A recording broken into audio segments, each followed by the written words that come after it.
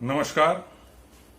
आइए मित्रों, मेरी कविता एडू जंक्शन चैनल पर आज के इस एपिसोड में श्रृंखला में हम एक साक्षात्कार कार्यक्रम में रूबरू हैं हमारे प्रदेश के और देश के राष्ट्रीय स्तर पर चर्चित बहुत ही अच्छे व्यंगकार, कहानीकार, साहित्यकार, उपन्यासकार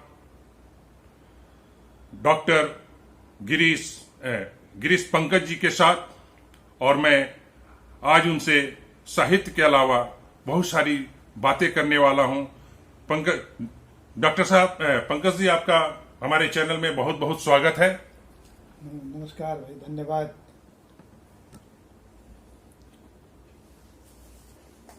पंकज जी, जैसा कि आप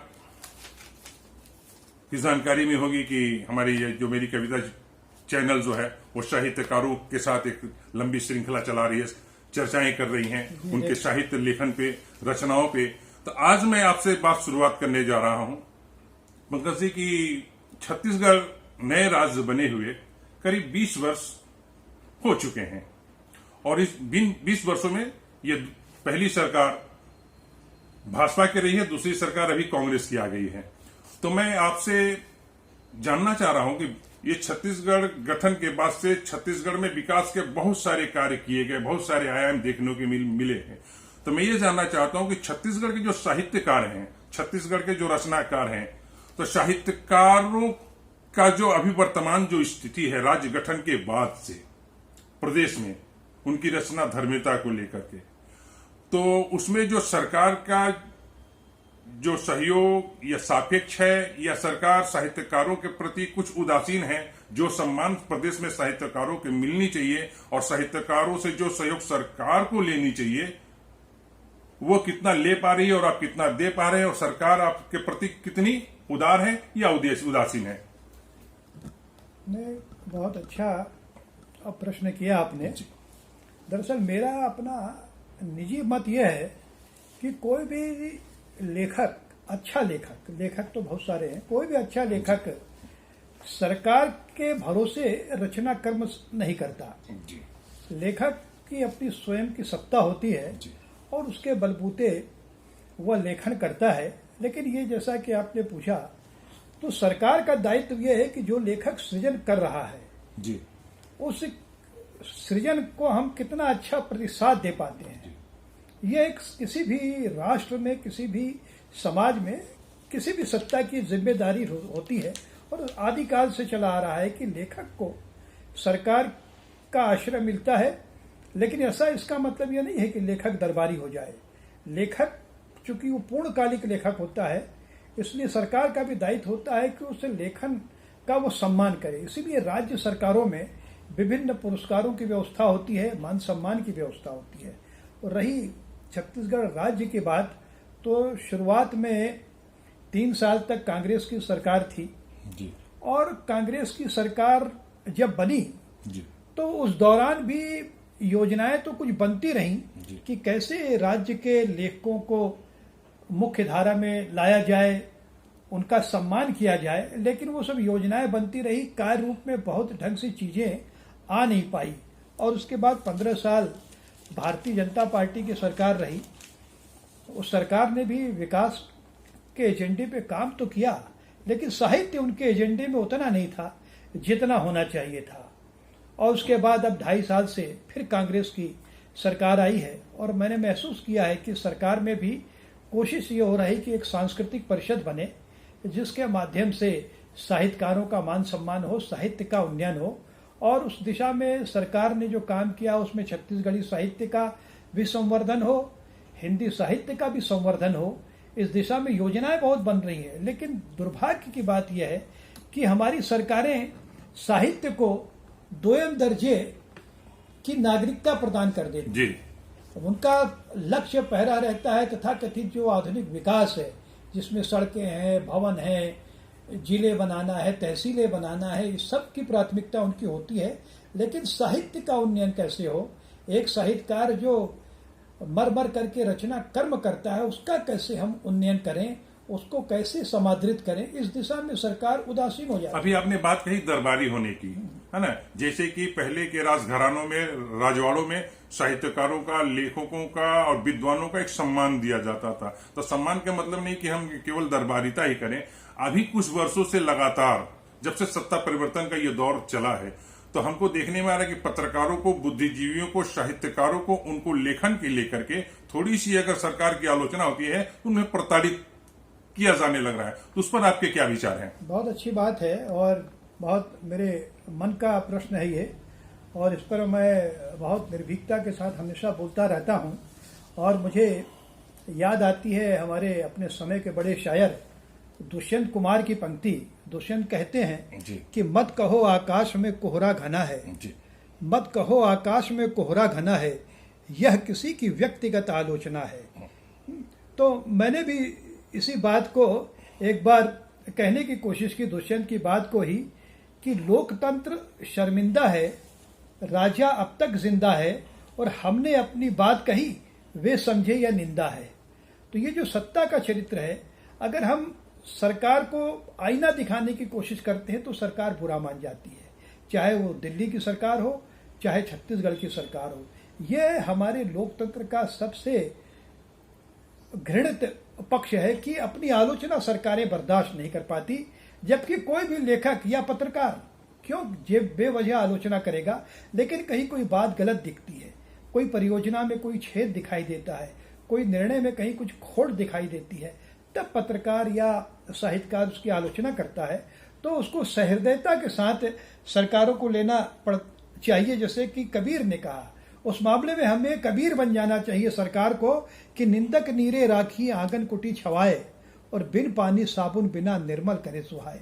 तो जो आलोचक होता है, जो निंदक होता है, उसे तो हमेशा पास में बैठा करके रखना चाहिए ताकि वो आपकी गलतियों को बताता रहे, आपको निरंतर परमार्जित करता रहे। यानी आप कहना चाह रहे हैं जो साहित्यकार होते, पत्रकार होते हैं, उनको सरकार के विपक्ष की भूमिका में होनी चाहिए और उसको सरकार को विपक्ष के रूप में लेना चाहिए।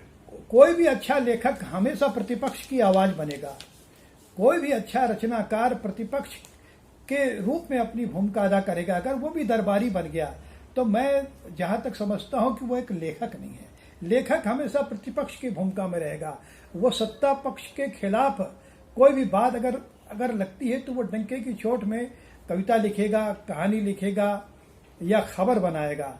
तो चूंकि मैं पत्रकारिता और साहित्य दोनों का विद्यार्थी रहा हूं, इसलिए पत्रकार के रूप में भी मैं अपनी भूमिका ये देखता हूं। और कई बार जब मैं था तो लगातार खबरें लिखना, लेख लिखना, आज भी समय समय पर जब मौका लगता है तो किसी भी मुद्दे को लेकर के सरकार की मुखरता के साथ आलोचना करता हूं।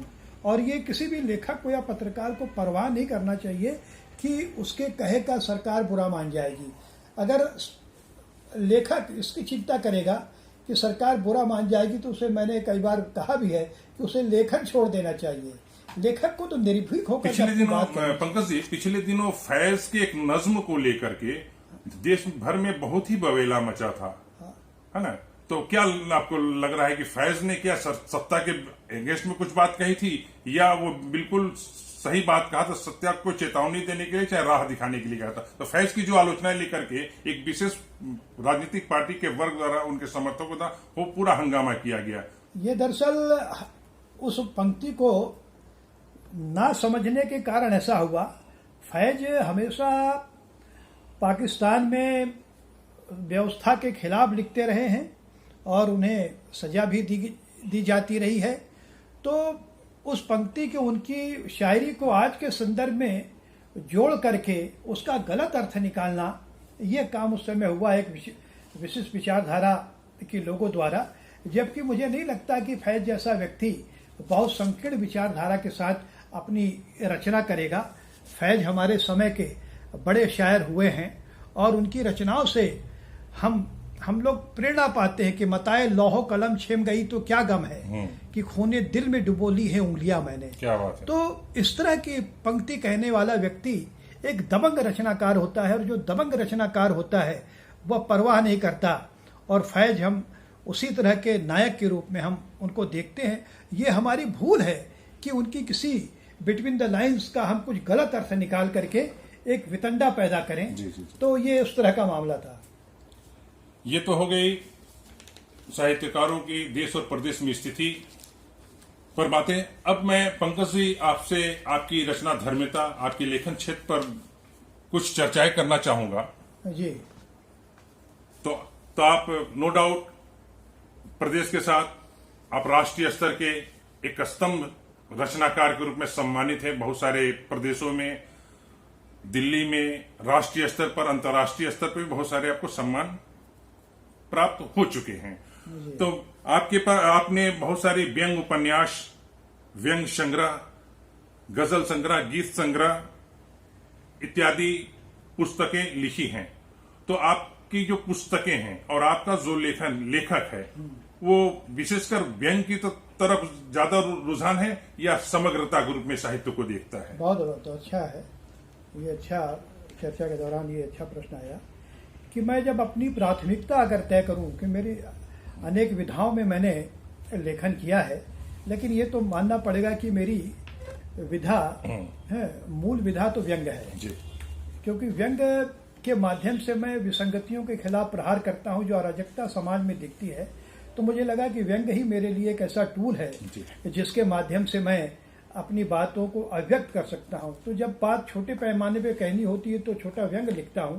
जब लगता है कि इसको विस्तार के साथ मुझे अभिव्यक्त करना चाहिए तो फिर मैं व्यंग उपन्यासों पे आता हूं। इसलिए मैंने मेरा पहला उपन्यास जो 1999 में आया, मिठलबरा की आत्मकथा, जो कस्बाई पत्रकारिता पर केंद्रित था। और जब पत्रकारिता काफी आगे आ गई, इंटरनेट के युग में आ गई, तब मुझे लगा कि वो जो विसंगतियां आई हैं इंटरनेट के युग में जो आई है कि हिंदी इंग्लिश हो गई है और हिंदी के अखबार भी अंग्रेजी के अखबारों की तरह दिखने लगे हैं, तब मैंने उन्हीं की भाषा में एक उपन्यास लिखा, मीडियाए नमा। मीडियाए नमा उपन्यास आया जिसके 2-3 संस्करण प्रकाशित हुए। तो मुझे लगता है कि व्यंग के माध्यम से मैं अपनी बात बेहतर तरीके से कह पाता हूं।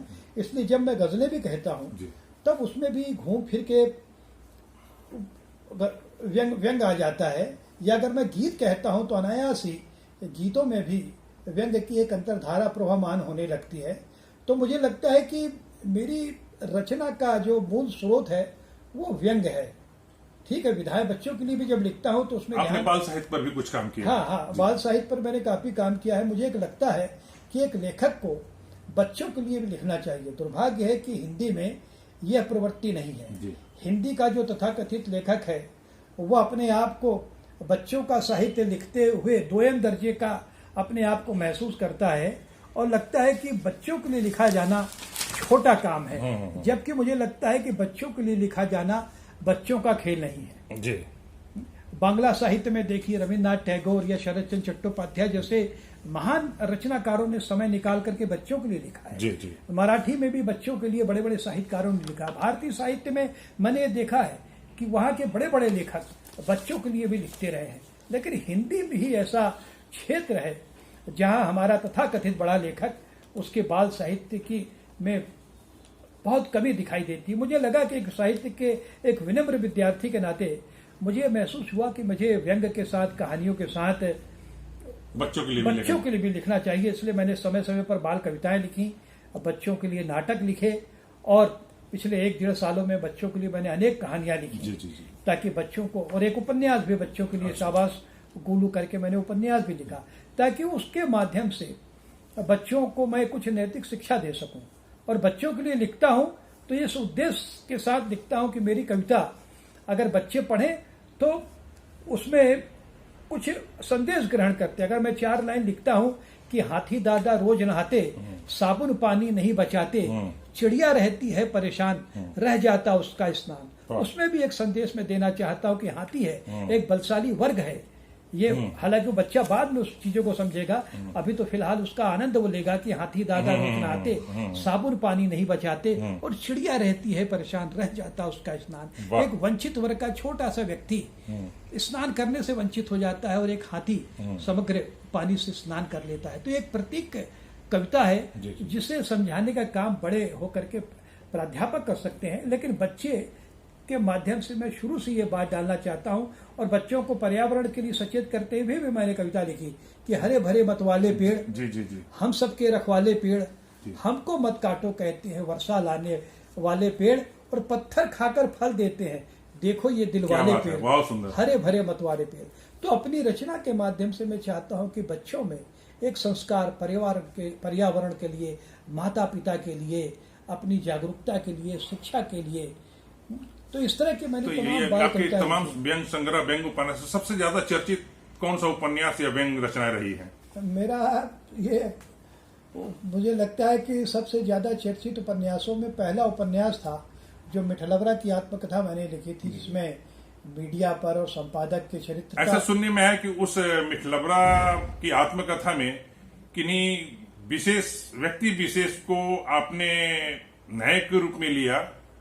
नहीं, ये कई लोग मुझसे पूछते हैं, जी। ये सवाल पूछते हैं, तो मैं उनका विनम्रता पूर्वक जवाब देता हूं कि किसी व्यक्ति विशेष पर लिखना, मैं व्यक्तिगत तौर पे मानता हूं कि वो लेखन नहीं है, वो गाली है। जी जी जी। है, व्यक्ति को हमेशा, लेखक को हमेशा प्रवृत्ति पर प्रहार करना चाहिए। जी जी जी। अगर वो व्यक्ति पर लिखेगा तो वो उसका लेखन छोटा हो जाएगा। ये एक बहुत अच्छा सवाल है, इसमें मैं लगे हाथ बोलना चाहता हूँ कि हमारे समय के एक बड़े रचनाकार गजानन माधव मुक्तिबोध, उनका जब उपन्यास आया था, उनका एक उपन्यास आया था, जब वो उपन्यास आया तो लोगों ने कहा कि ये किसी एक बड़े राजनेता पर लिखा गया उपन्यास है। उस समय एक चर्चित राजनेता थे, तो उस पर लिखा गया उपन्यास है।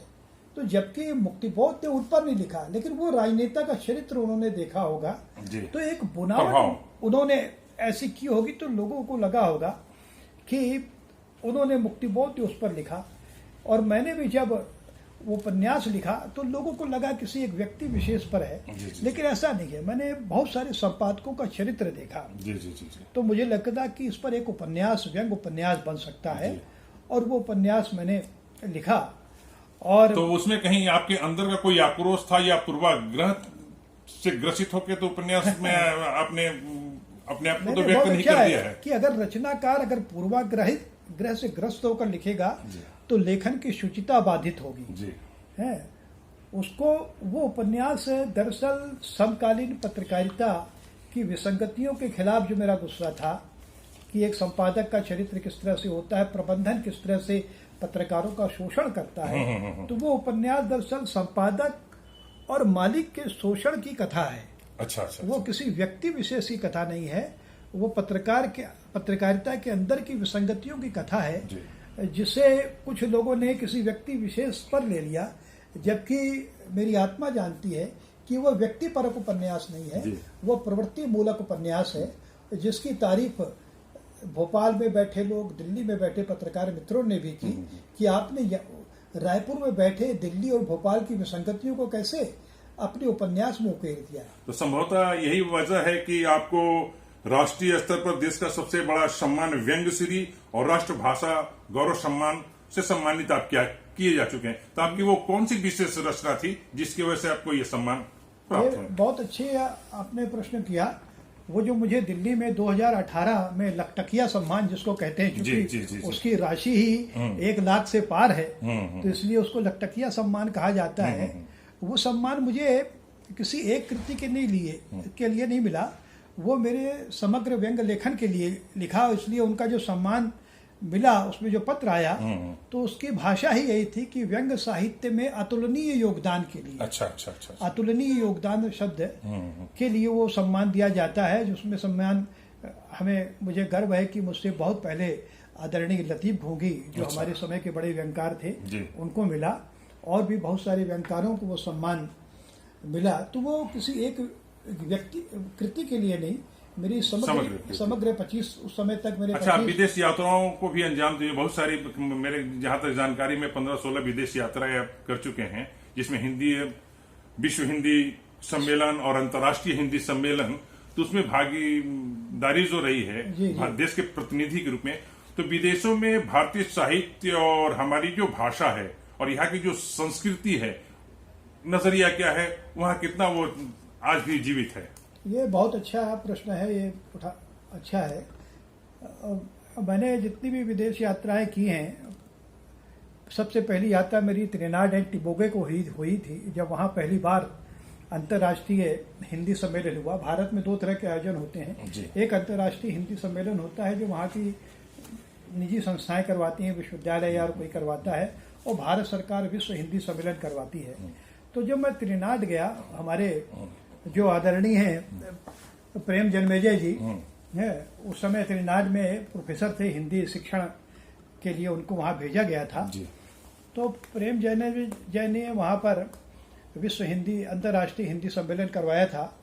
तो मैं वहाँ गया था। तो मैं वहाँ जाने के बाद मैंने देखा वहाँ हिंदी की स्थिति अन्य दूसरे देशों की अपेक्षा कमजोर है। सूरीनाम में, गयाना में और मॉरिशस में हिंदी काफी अच्छी है, लेकिन त्रिनाद में चूंकि भारतवंशी हैं, वो भारत से गिरमिटिया मजदूर के रूप में गए थे, लेकिन वहाँ किसी कारण से अंग्रेजी का ज्यादा जोर था, इसलिए वहाँ हिंदी शिक्षण के लिए प्रेम जन्मेजय या सुरेश ऋतुपर्ण जैसे लोगों को भेजा।